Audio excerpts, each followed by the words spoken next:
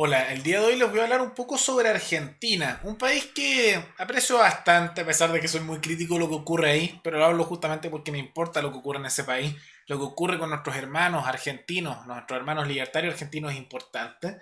Y vamos a hablar un poco de Argentina en los próximos días porque Argentina, al igual que Chile, está explotando internamente con una serie de problemas que no se ven soluciones cercanas. Y en algunos casos estás teniendo problemas muy similares en ámbitos también de problemas en el sur de su país, en ese caso también con grupos mapuche.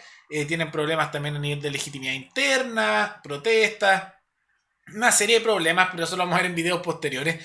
El día de hoy vamos a hablar sobre una situación muy crítica, podríamos decir que ha sido muy escandaloso, que fue algo que ocurrió en el Congreso argentino, en el cual se pasó por encima de la Constitución argentina y hubo, podríamos decir, un cierto quiebre institucional interno en relación con la votación de algo que podría parecer menor, que era la prórroga, es decir, que continúe funcionando la votación en línea de los congresistas.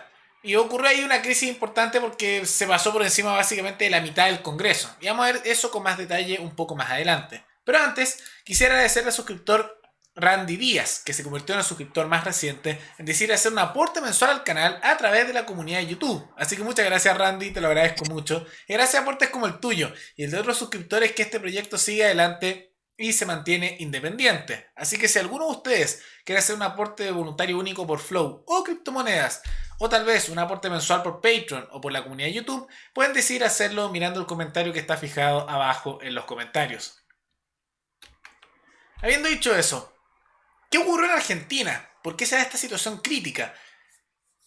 Y es en relación con una votación que fue bastante polémica, por decirlo de una manera, porque hagamos un pequeño contexto. En muchos países se ha hecho votación en el Congreso originalmente cuando comenzó este tema de las pandemias, que para que pudieran seguir legislando los congresistas, se pudiera votar en línea. En Chile eso también se aplica, en otros países. Entonces desde sus casas hacen las conferencias, las comisiones respectivas y votan. Esto es para que pueda seguir funcionando el Congreso, que los políticos dicen que es muy necesario. Ahora yo tengo mis dudas y tiendo a pensar que estaríamos mejor sin el Congreso legislando, pero no me voy a meter en esa discusión. El tema de fondo es que se aprobó una ley que tenía vigencia hasta hace unos días. Perfecto, ya tiene eso.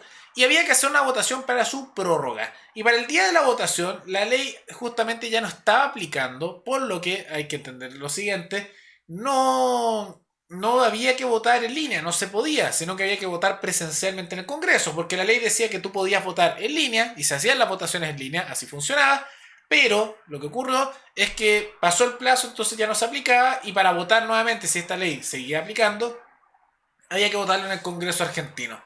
Eso hay que entender. Perfecto, sencillo, ¿no? Y lo que terminó ocurriendo es que, tal como dice aquí el artículo, se dio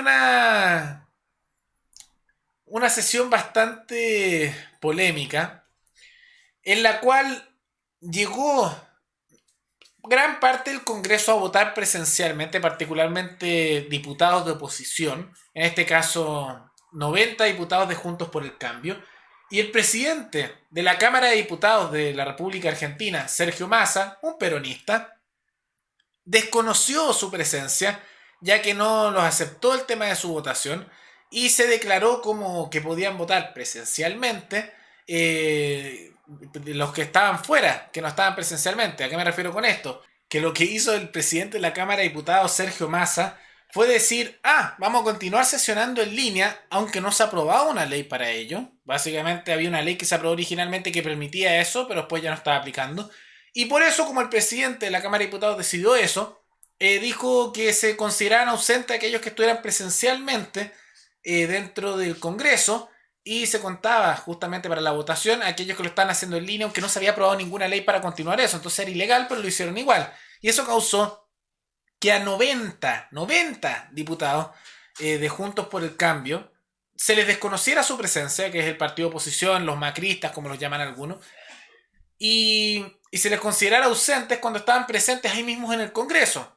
Y esto generó bastante escándalo y se llamó como un quiebre de un espacio de diálogo por parte de los líderes de oposición, porque se consideró que era algo ilegal. Si ven ustedes los canales de YouTube argentinos, hablan muchas veces de que esto habría sido un quiebre interno, porque se pasó por encima de las legislaciones constitucionales de la Constitución y se hizo una votación que no sería legítima, porque se hizo en línea cuando no se había aprobado la ley para hacerlo en línea. ¿Y qué fue lo que estaban votando en línea?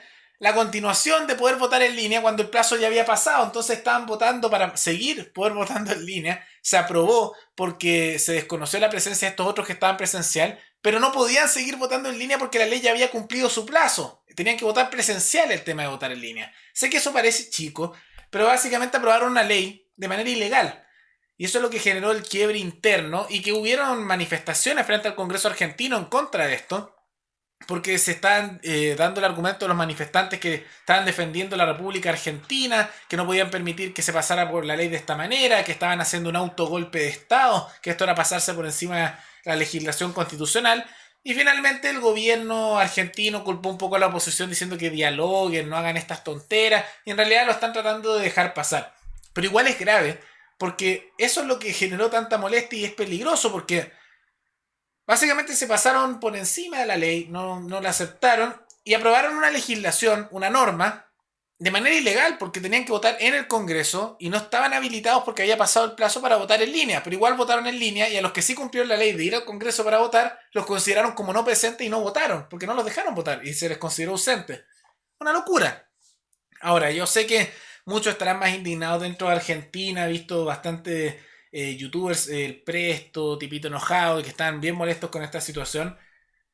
Y en realidad a mí no me indigna demasiado ni me sorprende porque al menos yo soy de Chile, estoy acostumbrado a ver que las leyes son un poco superfluas, que ni los políticos y en mi país tampoco los habitantes las respeten demasiado, entonces que no respeten una que otra cosa, que después haya un arreglín político entre medio, no me sorprende demasiado, o sea, somos países bananeros, es parte, podríamos decir, de nuestra idiosincrasia, ¿no?